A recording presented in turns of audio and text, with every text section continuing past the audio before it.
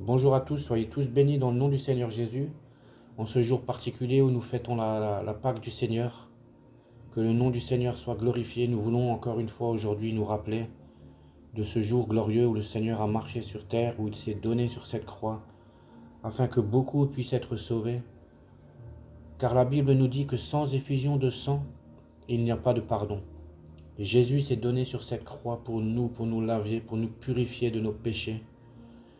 Il était Dieu et s'est fait homme, il s'est dépouillé des lieux célestes, nous dit la Bible, afin que nous puissions être sauvés, que nous puissions nous approcher du trône de la grâce. Alors dans la parole de Dieu, on peut ouvrir nos Bibles dans Exode chapitre 12, au verset 11. Le peuple d'Israël, à cette époque-là, avait reçu des instructions du Seigneur pour la Pâque, parce que le Seigneur allait frapper tous les nouveau-nés d'Égypte, parce que Pharaon avait endurci son cœur.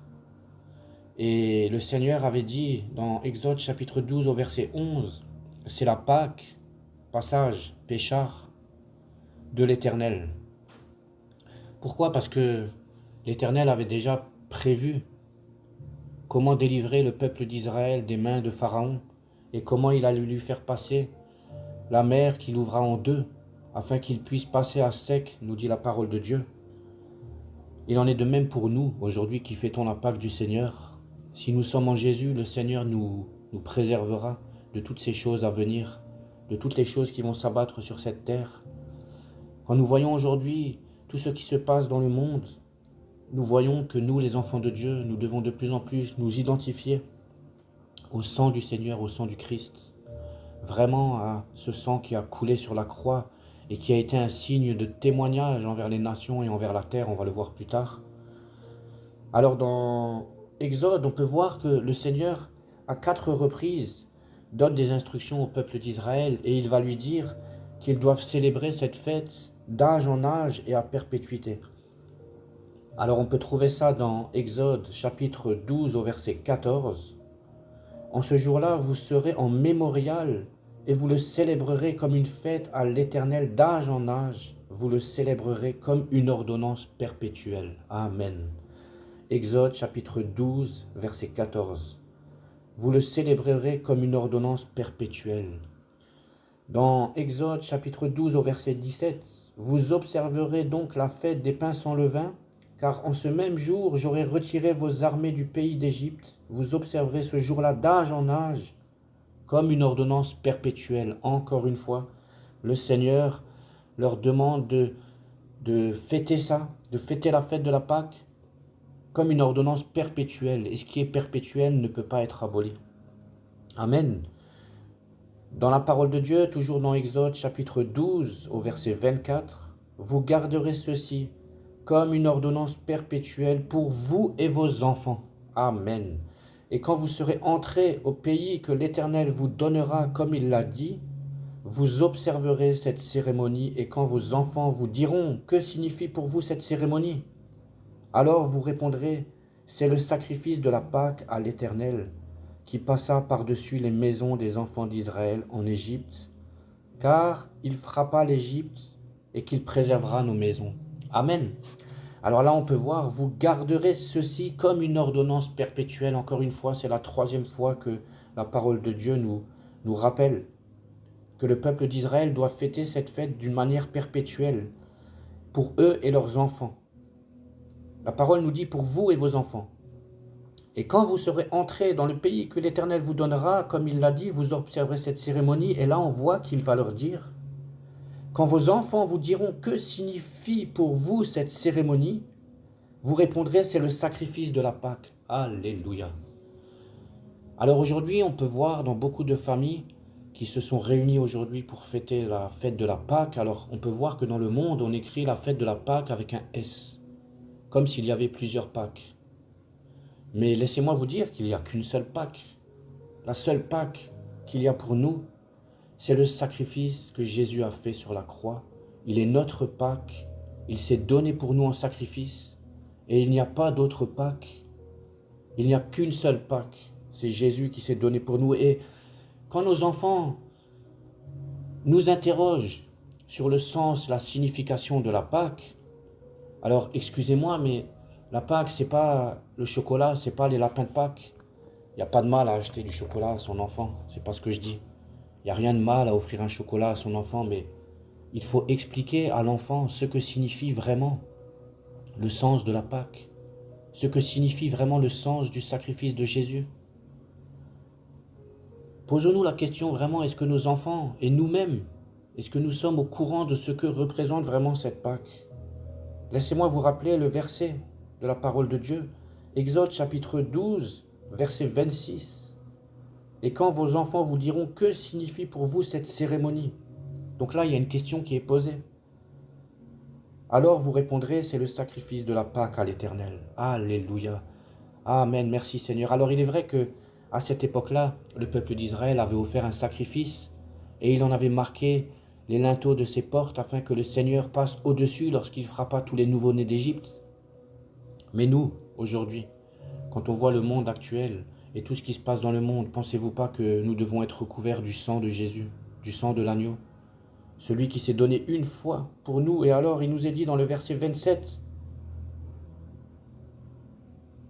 quand il frappa l'Égypte et qu'il préserva nos maisons. Amen. Frères et sœurs, le Seigneur nous gardera de tout ce qui doit arriver dans le monde si nous sommes en Jésus. Le Seigneur nous gardera si vraiment nous avons conscience, vraiment, de ce que représente cette croix pour nous.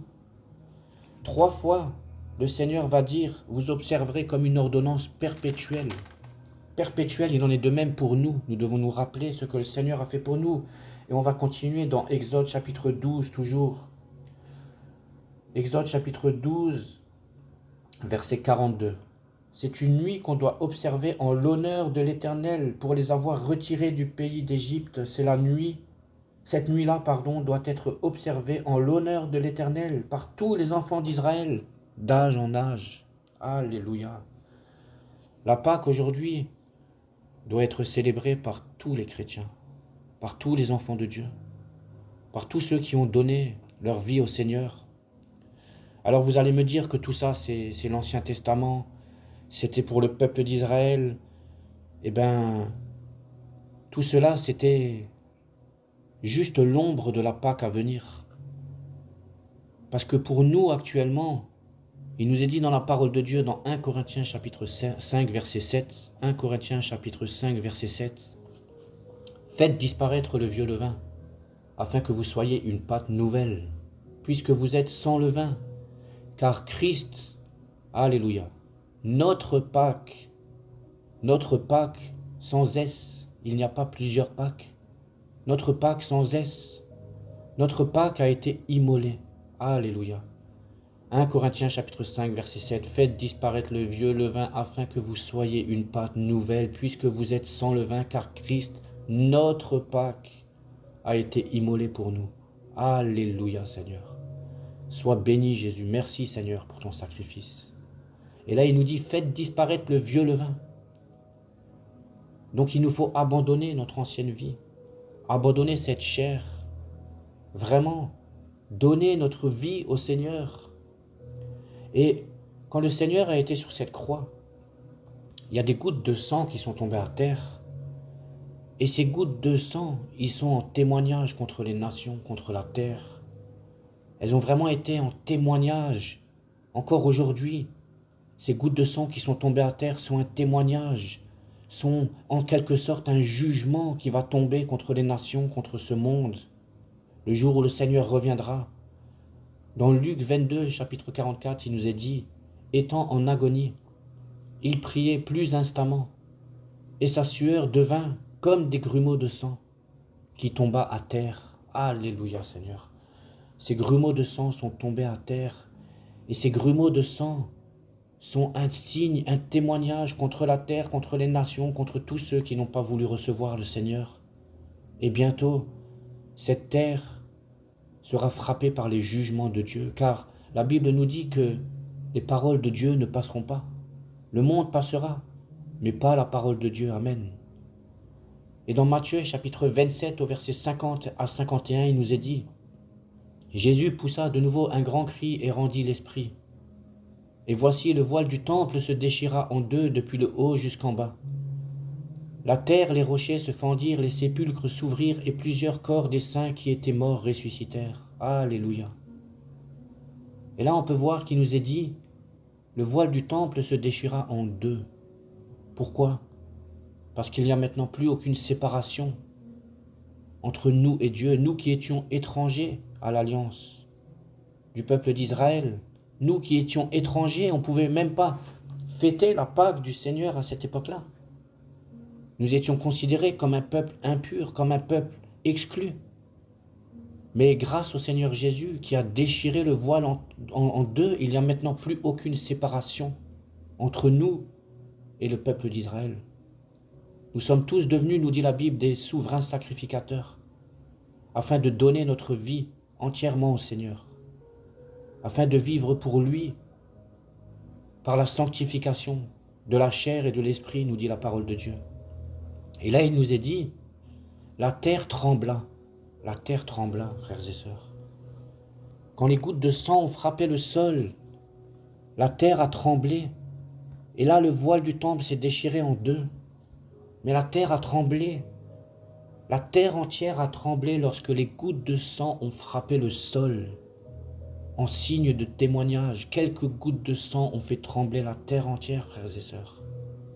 Les rochers se sont fendus, nous dit la parole de Dieu. C'est pas moi qui invente, c'est marqué dans la Bible, Matthieu chapitre 27, 50-51. Les sépulcres s'ouvrirent, il y a des morts qui ont ressuscité. Et plusieurs corps des saints qui étaient morts ressuscitèrent. Alléluia Seigneur, merci. Prenons vraiment conscience, vraiment, de ce que le Seigneur a fait pour nous. Que représente la croix vraiment pour nous aujourd'hui? Que représente vraiment cette croix du calvaire? Je vois aujourd'hui beaucoup de personnes qui portent comme un signe de mode une croix autour du cou, sans même savoir ce que cela représente. Mais qu'est-ce qu'elle représente vraiment la croix pour nous? Qu'est-ce qu'elle représente? Elle représente l'abandon à soi-même, la mort à soi-même, le don au Seigneur vraiment de toutes choses. Elle représente l'amour, le pardon, le partage. Alléluia Seigneur, merci vraiment Seigneur pour ce que tu as fait pour nous. Dans Matthieu chapitre 16 verset 24, il nous est dit, alors Jésus dit à ses disciples, si quelqu'un veut venir après moi, qu'il renonce à lui-même, qu'il se charge de sa croix et qu'il me suive. Alors là, on peut voir, si quelqu'un veut venir après moi, voulons-nous venir après Jésus? Voulons-nous nous-mêmes nous charger de cette croix que le Seigneur a portée?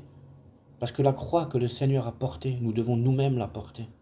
Si quelqu'un veut venir après moi, veux-tu aujourd'hui suivre le Seigneur?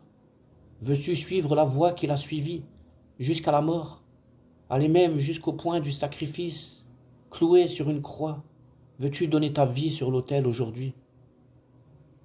Si quelqu'un veut venir après moi, veut venir, qu'il renonce à lui-même, veux-tu renoncer à toi-même? Veux-tu renoncer à ta vie? Et là, il nous est dit qu'il se charge de sa croix et qu'il me suive. Il doit y avoir un mouvement, qu'il se charge de sa croix et qu'il me suive. Il doit y avoir un mouvement. On ne peut pas rester sur place. Déjà, il nous est dit qu'il se charge de sa croix. Est-ce qu'on est chargé de la croix du Seigneur? Est-ce qu'on porte notre croix ou est-ce qu'on a laissé cette croix à terre? Est-ce que ce fardeau est trop lourd à porter? On ne peut pas le porter tout seul. C'est que par la grâce de Dieu qu'on peut porter notre croix. C'est qu'en s'approchant de la croix, en demandant au Seigneur de nous aider, de nous-mêmes, on ne peut pas. Ces choses sont impossibles à l'homme. Mais la Bible nous dit que ce qui est impossible à l'homme est possible à Dieu. Amen.